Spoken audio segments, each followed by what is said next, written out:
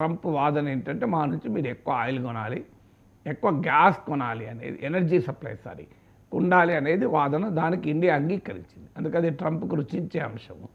Already Harley Davidson motor సైకిళ్ళు, high and కార్లు, Tesla లాంటి కార్లపైన సిగ్నిఫికెంట్గా బడ్జెట్లోనే టారిఫ్స్ తగ్గించారు. అయినా ఇంకా ట్రంప్ సంతృప్తి పడలేదు.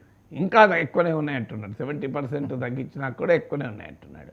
సో ఇక అమెరికా నుంచి డిఫెన్స్ సప్లైస్ కూడా కొనాలి అని ట్రంప్ ఒత్తిడి చేస్తున్నాడు. దానికి కూడా ఇండియా అంగీకరించింది. దాదాపు ఇప్పుడు F-35 యుద్ధ విమానాలని. ఎందుకంటే ఒకప్పుడు మన డిఫెన్స్ పర్చేజెస్లో, ప్రొక్యూర్మెంట్లో 75% వరకు రష్యా నుంచి ఉండేవి. అవి తగ్గుతూ ఇప్పుడు నియర్లీ 1/3 ఉన్నట్టున్నాయి. అమెరికా నుంచి డిఫెన్స్ సప్లైస్ దాదాపు 13%కి చేరాయి. ఇది మరింతగా పెరిగే అవకాశం ఉంది. అందువల్ల ట్రంప్కు రుచించేటువంటి విషయాల్లో మనం క్లియర్గా 3 పనులు చేశాం.